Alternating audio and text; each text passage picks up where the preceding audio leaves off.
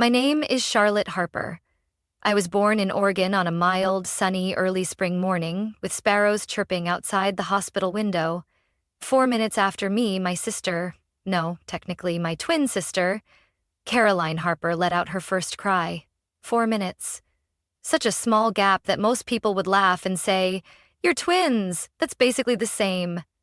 But to our parents, those 4 minutes marked the line between being loved and being overlooked. Even in my earliest years, I felt the difference. Not with reason, but with glances I didn't receive, hugs I never got, and the way I was brushed aside like an afterthought. Caroline was always chosen first. My mother, Linda, always called her my little angel, while I was just, "Charlotte, please stay quiet while Mummy's busy." Caroline got a pink bike with a flower basket before I even knew how to ride. I got Lily's old bike, worn brakes, and a ripped seat. When we were 6 and joined ballet class, Caroline had a custom-made sparkly white dress. I wore last year's costume, faded and above my ankles. I used to think maybe I was just imagining things, that my parents loved us both the same and I was just too sensitive. But when I was 7, Caroline fell off the backyard slide. Just a light scrape on her knee, but Mom ran out like it was a tragedy, scooped her up, sobbed, and shook like she was falling apart. A week later, she was still telling the story. To friends, neighbors, even the mailman. I fell too, off the tallest apple tree branch in our yard. Hit the ground, dirt all over my face, knees scraped and bleeding. My dad looked through the window and calmly said, "Charlotte's tough. Let her learn how to get through it." No hug, no comfort, just a Band-Aid and a "go wash your hands." I didn't know what a child had to do to be loved equally. I learned not to cry. I learned not to need. And then I learned to hide my feelings, because the weaker I looked, the more I was seen as a burden. I'll never forget one Christmas Eve. Caroline got a 3-story dollhouse with working lights, opening doors, and a spiral staircase. Me, a notebook and a pen. Mom said, I seemed like the writing type. I smiled and thanked her. That night, I lay in the dark, watching the flickering Christmas lights through the window, hugging the notebook tight, not because I loved it, but because I had nothing else to hold. The only person who ever looked at me differently was my grandmother. Her name was Margaret. She lived in Montana and only visited once in a while, but every time she came, it felt like I was standing in sunlight. She always asked if I was hungry, if I was cold, if I had something I wanted to talk about. She called me Little Lottie, the only name that ever made me feel special. One time, when Caroline showed off a new crystal bracelet, I said nothing. Grandma quietly came over and placed a wooden hair clip in my hand, my name carved on the back. "It's not expensive," she whispered, "but it's one of a kind, just like you." Since then, I always wore that hair clip whenever I felt invisible. It reminded me that someone, just one person, once truly saw me. My childhood wasn't a warm collection of sweet memories. It was more like a diary with missing pages. Each one a desperate attempt to be noticed, always ignored. And though I used to believe that if I was good enough, tried hard enough, did everything right, they'd see me differently, the truth was, some things were never mine to control. But I refused to let that define me forever. Not anymore. I discovered my gift for writing in 4th grade, when my essay about summer vacation was picked to be read in front of the whole school. It was the first time I got applause, not from my parents, but from classmates and teachers who didn't carry the quiet comparisons of my home. I stood there, cheeks burning, heart racing, looking out at the seats where Caroline sat beside Mom. Mom clapped politely, eyes still on Caroline's new dress as she showed it off to her friend. From then on, I wrote more. I wrote small stories, things I couldn't say out loud, quiet sadnesses and dreams I'd never told anyone. My work was published in the school newsletter and praised by teachers as mature beyond her years. Caroline? She drew a picture of the sun and some trees. Mom stuck it on the fridge and called it raw talent. When I brought home a district-level short story award, Mom just said, "Don't let it make you arrogant." I learned that silence was a language, and in our house it often meant, we don't care. Caroline only had to smile to be called charming. I had to win things to be noticed, and still got ignored. Once Caroline and I entered the school science fair, I built a basic water filtration model from recycled materials. Caroline made a colorful clay volcano. It didn't work. When the judges awarded me second place for the whole school, I turned, searching for Mom's eyes in the crowd. She wasn't there. She was with Caroline, taking photos of her next to the leaky volcano. "My little artist," she beamed. I walked home alone, my award wrapped in my coat as it started to rain. My dad, David, was watching the news. I handed him the certificate, hoping for pride. He glanced, nodded mildly. "You're a smart kid," he said. "I know you'll be fine."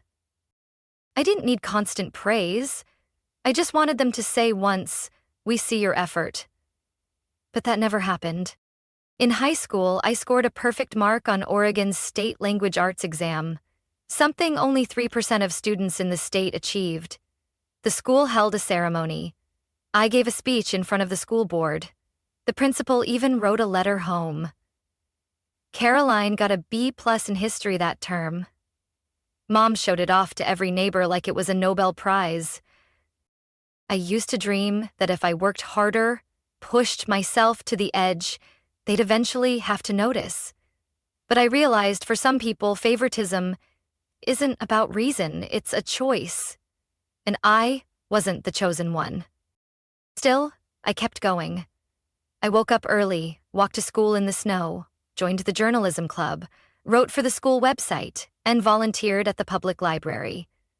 In rare spare moments, I wrote stories. Ones where forgotten girls always found their voice. One night, as I was editing an article for a national competition, Caroline knocked on my door. "Charlotte, Mom says you should let me take the car to Ashley's birthday tomorrow. You don't have plans, right?" I said nothing, just looked at her and closed my laptop. She knew that meant yes, and just like always, I stepped aside. But I thought to myself, let her go. I'm preparing for a longer journey, one she can't even imagine.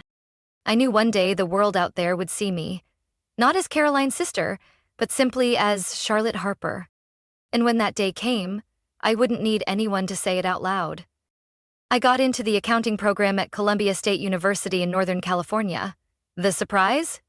Caroline chose the same major. When I heard, I froze for a few seconds. I'd never seen her show interest in finance or numbers, but Mom simply said, "It's a good job field. I want both of you to have stability." I didn't say anything. I was used to silence. On move-in day, Caroline had our parents escort her to her dorm. Dad carried every suitcase to the 3rd floor. Mom arranged everything, from pillows to a lavender-scented diffuser. Her room was spacious, sunny, with a view of the campus garden. Me? I signed in alone. My room was half the size, in the basement, damp, with peeling paint.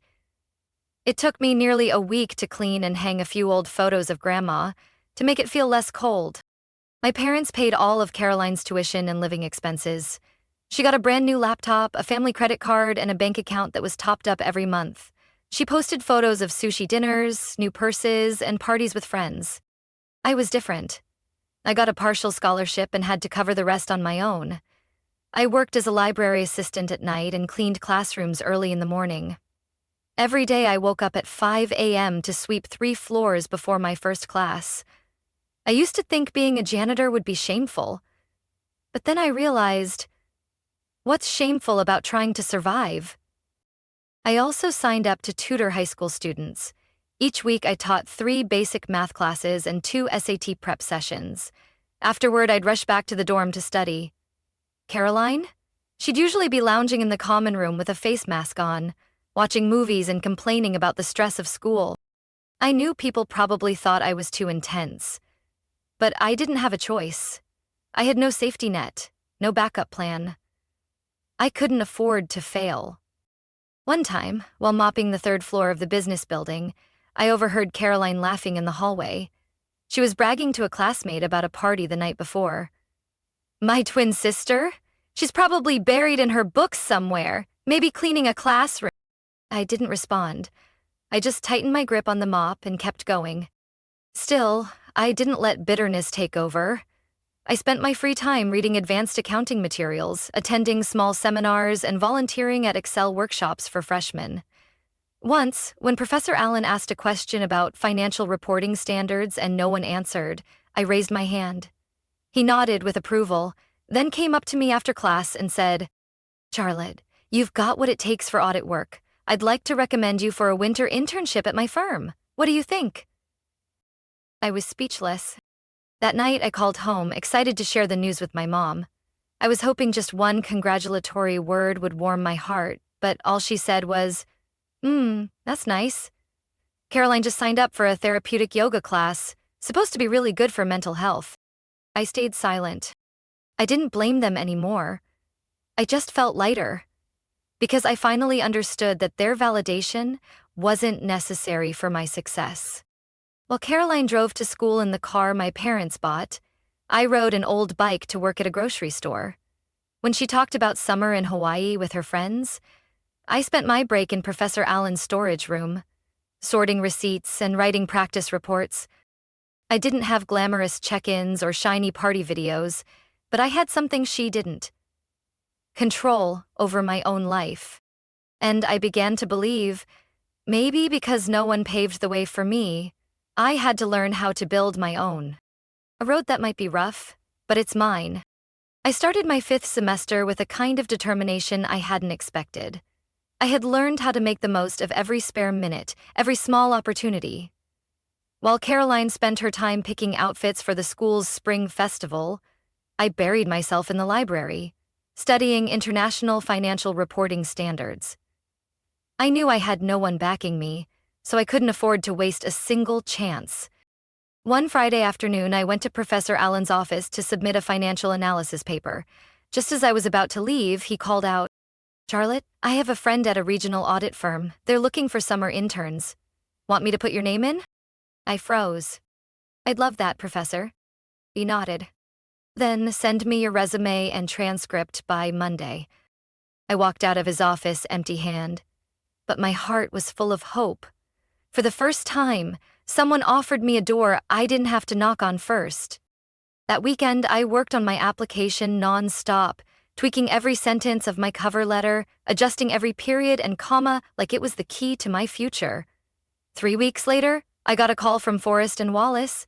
They'd accepted me as a summer intern in their internal accounting department. The internship was unpaid, but for me, the real value was the experience. I woke up at 6 a.m. to reach the office by 8, then rushed back to the dorm for my evening library shift. I took notes on every process, saved every sample file, asked questions about every small detail. And eventually, I was trusted with real technical tasks. I also discovered a special topics course on financial risk management taught by a former IRS analyst. It was meant for senior finance majors, but I took a chance and emailed to ask if I could attend. To my surprise, he replied, "If you commit to every session and do the work seriously, I'll give you a shot." I never missed a class.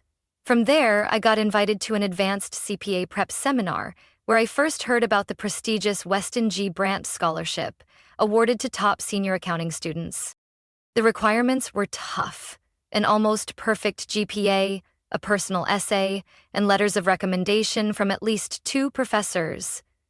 Still, I quietly began preparing. I didn't tell my parents.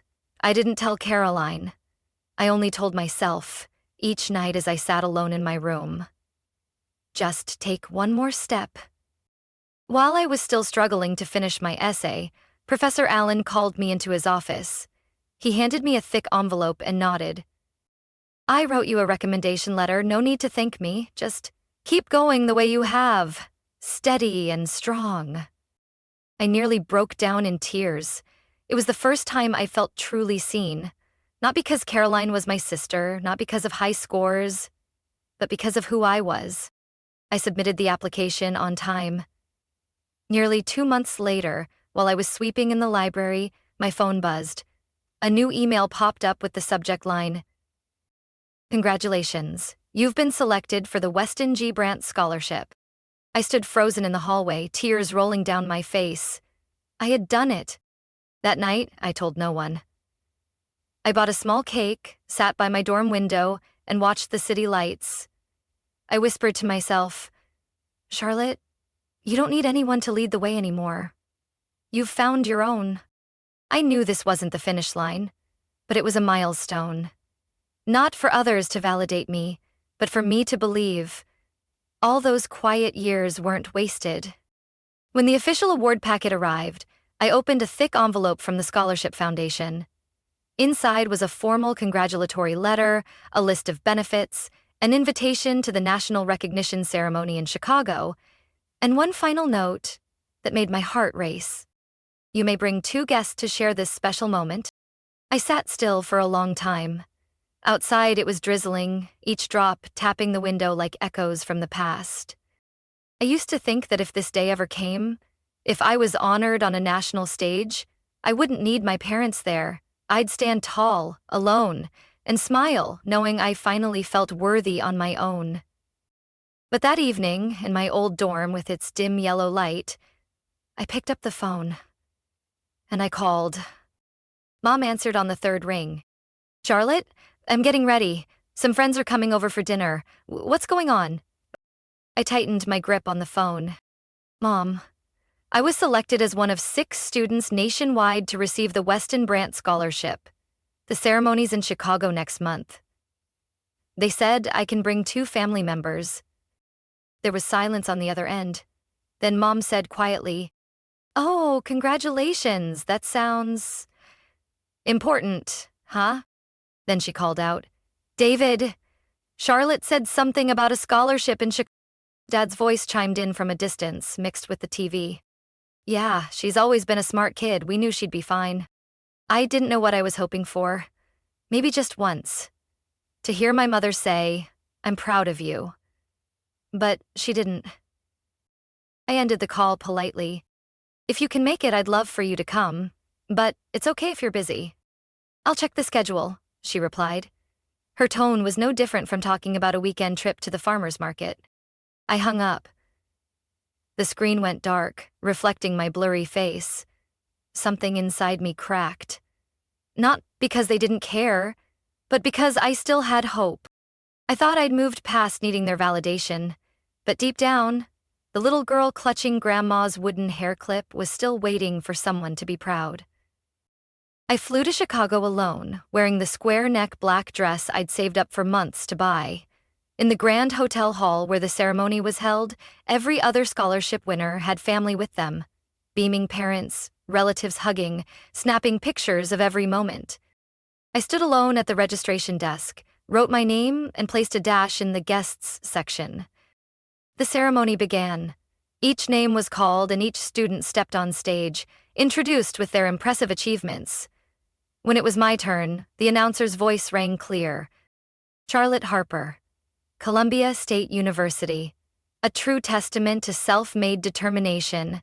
With a partial scholarship, she worked multiple jobs, secured internships, completed advanced coursework. Charlotte is a symbol of resilience and drive. I walked up to thunderous applause from all directions. The stage lights blinded me, but I still saw the 3rd row on the left. The seats my parents could have filled. I didn't cry. I'd come too far to be shaken by an empty chair. I stood tall, smiled, and accepted the award from the foundation's director. Afterward, while everyone gathered for photos, I quietly stepped outside and called the only person I truly wanted to share this with. My grandmother. She answered on the 1st ring. There you are, my Charlotte. Her voice warm as May sunshine. I've followed every update about the scholarship. You did it. I couldn't hold it back anymore. In the cold wind of Chicago, I cried like the 6-year-old girl who once hugged a Christmas notebook. I wished you were here with me. I'm always with you, in your heart, and listen, don't waste your tears on those who couldn't see your worth. You stepped onto that stage with your own 2 feet. That's what matters most. I nodded, as if she were standing right beside me. Back in my room, I opened the small envelope in my purse. It was a handwritten letter from the foundation director. Charlotte, we didn't choose you just for your grades, but for a life story that truly inspires. Keep walking the way you always have. The big door is open now. Don't hesitate to walk through it. I smiled. I hadn't needed my parents to lead the way. And now? I didn't need them as a backdrop to shine. The Weston G. Brant Award ceremony was held at the Grand Marlowe Convention Center, a 12-story glass building in the heart of downtown Chicago. As I stepped into the grand lobby, everything felt breathtakingly formal. A red carpet stretching from the entrance, white flower arrangements edged with silver lining every podium. The chandelier lights refracted into thousands of sparkles across the students' gowns, and me, in a simple black dress, holding a worn-out clutch, I felt like I had just stepped into another world.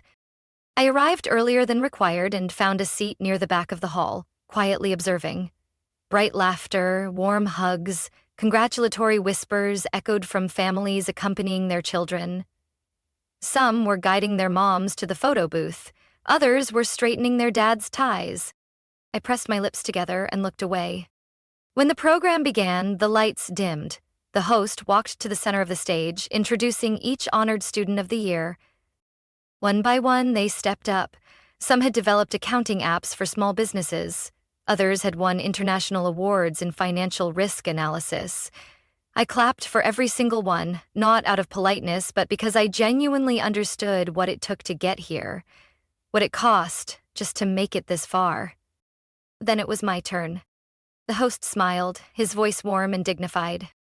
Charlotte Harper, an outstanding student from Columbia State University. She has proven that strength doesn't need to be handed to you. She earned her own scholarships, paid her own tuition, actively sought out internships, and never stopped improving her skills. Charlotte is living proof of resilience, independence, and unwavering belief in her own future. Applause filled the hall as I stepped onto the stage. My heart pounded, but my hands were steady. I didn't look at the audience. I walked up, accepted the certificate, shook the foundation director's hand, and kept my smile steady.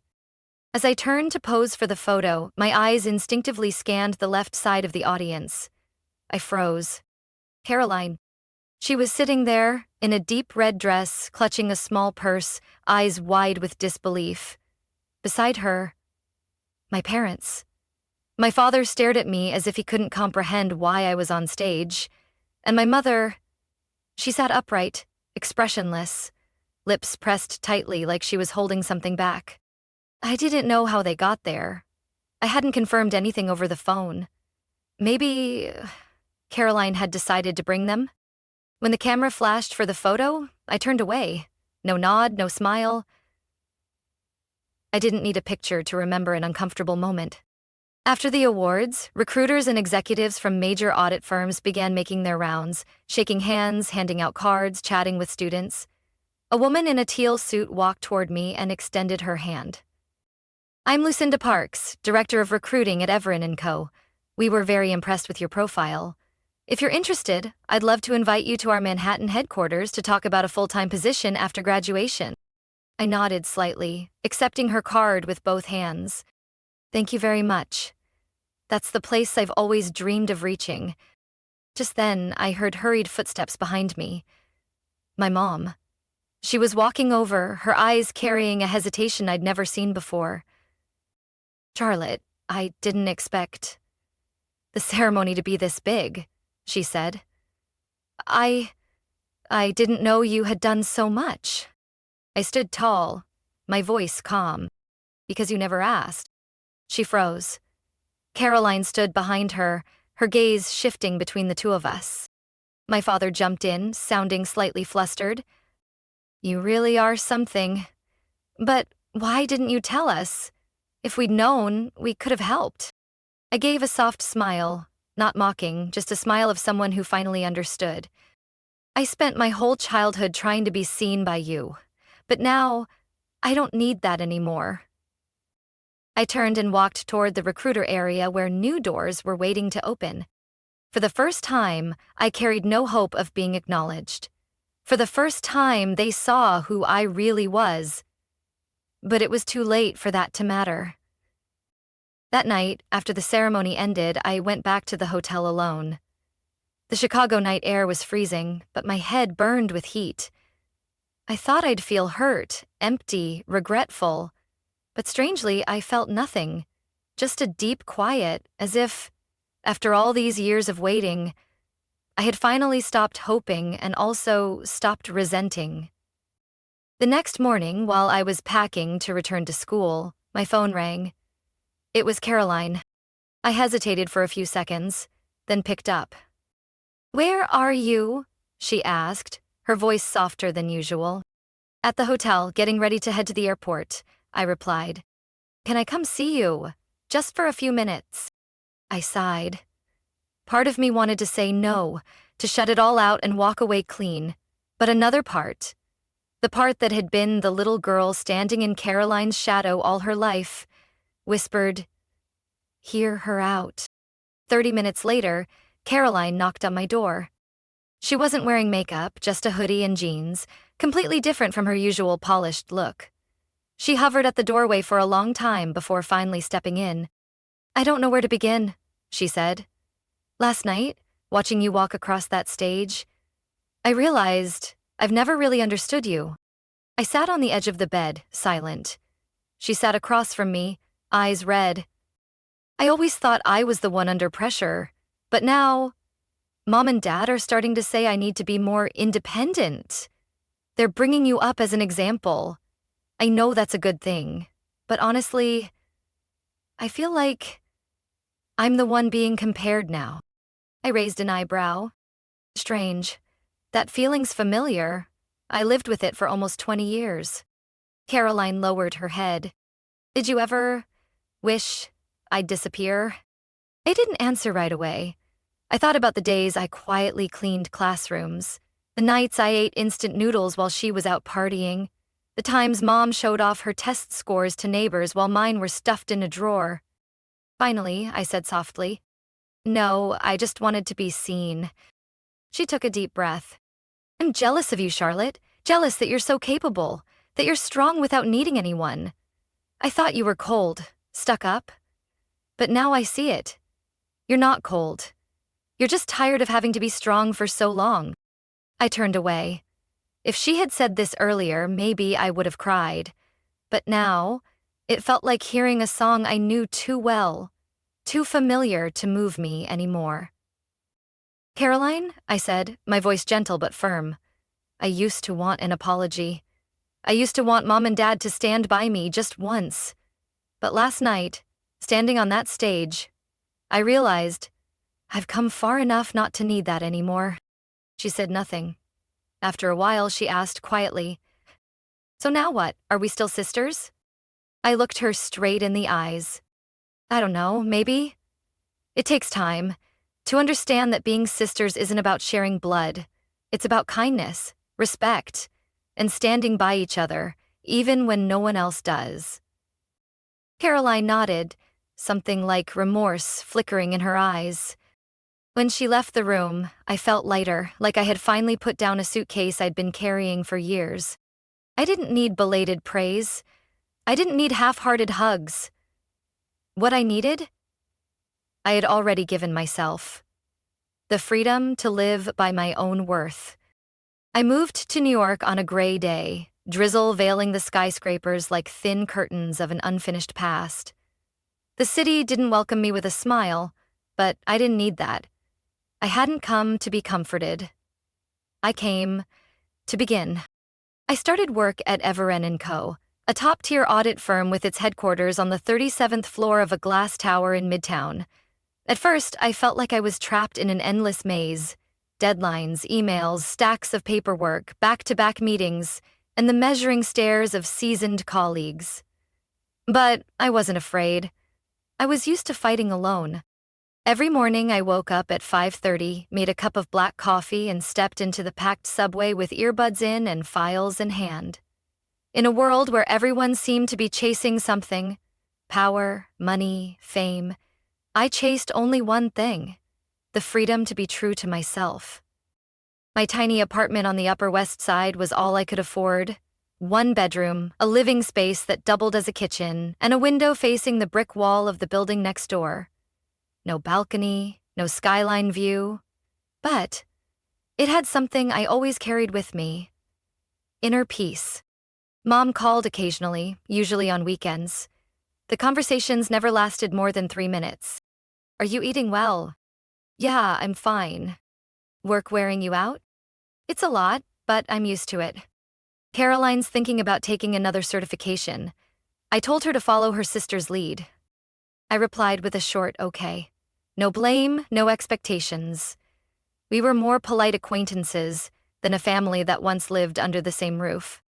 Caroline messaged me a few times too, sending pictures of herself attending seminars and saying she was looking for a full-time job at a financial consulting firm. Her messages no longer carried that show-off tone. They felt cautious, as if she was trying to find balance in a world that had begun asking her to grow up. I didn't hate them. I just no longer belonged to their world. In New York, I had my own rhythm. After work, I took an advanced financial data analysis course. On weekends, I'd stop by a used bookstore on 84th Street, pick up a novel, and sit for hours by a small window corner. One time, while reading the bell jar, I received an email from the project director. They wanted me to lead the audit team for a new client. I sat still for a moment after reading it. 3 years ago, I was mopping classroom floors. Now, I was about to lead an audit team for a multi-million-dollar company. That night, I came home, opened my window, and looked at the night sky blanketed in artificial light. New York never sleeps and never waits. But I had caught up. And I knew I was living the life that little girl once dreamed of, even when no one believed she could. A week later, my mom called again. Charlotte, are you coming home for Thanksgiving? I looked at my calendar. Thanksgiving landed right during the week I'd be presenting audit results to the client's board. No, I'm busy. I have a major project to prepare for. Oh, I see. Her voice softened, and she hung up quicker than usual. I didn't feel guilty. I felt relieved, because for once, I chose my work, my dreams, and myself over fulfilling a role someone else had scripted for me. Family, to me, had become scattered memories, not because I gave up, but because I stopped chasing. I don't know where the future will take me, but I do know this. Whatever happens, I'll no longer wait for anyone's approval to know I'm enough. At the end of my first year at Everett & Co., I was promoted to associate. Not a giant leap by many standards, but to me it was a clear milestone. I was no longer the girl trying to get by, but someone actively building her own future. I started saving, not for luxury bags or vacations, but to buy something more valuable: choices. I wanted the freedom to pivot someday, to pursue an MBA, switch to financial analysis, or start a business, without needing anyone's permission. I also began to open up, in my own way. I joined a mentoring group for senior year accounting students, exactly what I had once wished I had. Once a month, I'd sit with young students and talk about my uneven journey, the late nights, the silent failures no one knew about, and the moments I wanted to quit but pushed through anyway. One of them once asked me, "Did you ever feel sad that your family didn't support you?" I didn't answer right away. I looked out the window, where the golden sunset shimmered across the Hudson River. Yes, I said. But I realized, if you wait for others to fill your glass, you'll stay thirsty forever. I chose to fill my own. I used to live hoping to be seen. Now, I live, so I'll never look back with regret. Caroline still texts sometimes, her tone no longer arrogant, no longer competitive. She told me she found a job at a small firm in our hometown and was thinking about enrolling in a project management course. Once, she wrote, "I'm still not where you are, but now I get why you're so strong. I'm trying to learn that too." I didn't reply to that message, but inside something softened. Not because she finally acknowledged it, but because I no longer needed to win. Sometimes, the moment you stop competing is when you've truly won. I still get a few calls from Mom each month. The calls no longer feel like obligations. Some days she talks about small things. the roses blooming in the backyard, a new pie recipe she learned from her senior group. She no longer asks about work, not because she doesn't care, but because I no longer need her to. Sometimes I wonder, if things had been different back then, if my parents had shared love more evenly, if Caroline hadn't been so shielded, if I hadn't been labeled the one who can handle herself, would I still be this strong? I don't know. And maybe I don't need to know anymore. One Saturday afternoon, I passed through Bryant Park and saw two sisters playing tag. The older one slowed down so the younger could catch up, and when they both fell onto the grass, they burst out laughing without a care in the world. My heart tightened, not from envy, but because I had finally let go of wanting to live like that. It took me years to understand. Not everyone born into your family will be your support system. But because of that, I learned to choose the people who are. My coworkers, my students, the ones who trust me unconditionally. I'd built my own kind of family, not from blood, but from respect and genuine connection. In that world, I wasn't the extra. I didn't have to be exceptional just to be heard. I was simply me. And that was enough. When I step off the subway each morning, sunlight hitting the edge of my coat, I don't need anyone to remind me I'm on the right path. Each steady footstep on the city pavement whispers that to me. My third fall in New York passed in a blur of sunshine and busyness. I had just completed the most complex audit of my career for a global real estate firm. The results exceeded expectations, and my direct supervisor recommended me for a senior associate position. No party, no fireworks, just a late evening, setting my laptop down on the kitchen counter, flipping on the kettle, and smiling to myself. I didn't need applause, because I knew, without a doubt, I had done it. Every now and then, I get cards from Caroline. Birthday, Christmas, or just thinking of you. She's now living in Seattle working at a fintech startup. Her messages carry more sincerity now, and I've learned to reply, neither too close nor too distant. My relationship with my parents remains distant. Mom still calls whenever there's something noteworthy about Caroline, but it happens far less. Our conversations are now confined to general questions like, how's work? Or, is it snowing in New York yet? And I only answer just enough.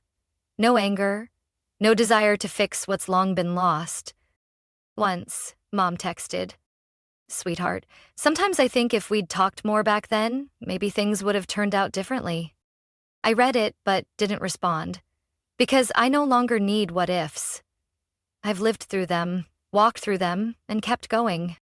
That spring, I accepted an invitation to be the keynote speaker at a major conference on women in finance. Standing before hundreds of people, I shared my journey. Not sugar-coated, not edited. I spoke about the girl who once mopped hallways in college at dawn, who washed mugs in the library to buy textbooks, and who studied alone at night because no one reminded her she deserved a chance. At the end of my speech, I said, "We don't need anyone else to validate our worth. We can do that ourselves. Through every small action, every time we stand up again, and every time we choose ourselves instead of pleasing others." As I stepped off the stage, an older woman approached me and held my hand. "Thank you for saying what so many of us never dared to admit, that sometimes the absence of family support doesn't weaken us, it makes us stronger than we ever imagined." I nodded, heartwarming in a way no words could fully explain. That night, I walked across the Brooklyn Bridge, the lights reflecting on the water like strands of golden thread. The city was still bustling, still in motion, but inside me, there was a rare stillness. It took me years to understand this. Blood doesn't guarantee support. Family isn't just where we're born. It's where someone genuinely wants to see us grow. And sometimes, that place isn't the home we grew up in, but the relationships we choose to keep. The ones who walk beside us, the ones who believe in us, and even ourselves. I don't blame my family. Not anymore. They lived the way they knew, loved the way they could. But I've also learned that I have the right to reject love that's hollow, without heart. I choose to love myself. The girl who once sat by the dorm window with a small cake to celebrate her scholarship. The woman now standing strong on her own, without needing anyone to lead the way. I don't live for recognition. I live so I'll never have to bow my head to myself. And in that, Charlotte Harper is no longer the daughter who can handle herself. She's the one who rewrote the meaning of worth, of family, and of love, through lived experience, not borrowed definitions. Looking back, I don't regret the years behind me, because they shaped the person I am today. Not perfect, but real. And that, to me, is enough to be happy. Charlotte's story proves that not everyone born into the same family becomes each other's source of strength. Sometimes the absence of love becomes the drive to stand tall and build a life on your own terms. Charlotte chose to love herself, to let go of old expectations, and to find true worth not in others' validation, but in her own growth. In a world full of pressure, choosing to live for yourself is the boldest, most beautiful thing of all. What do you think of Charlotte's choice? Was she too firm? Or was that the only way to truly find herself? Share your thoughts below, and don't forget to follow the channel for more powerful stories about life, family, and finding your voice.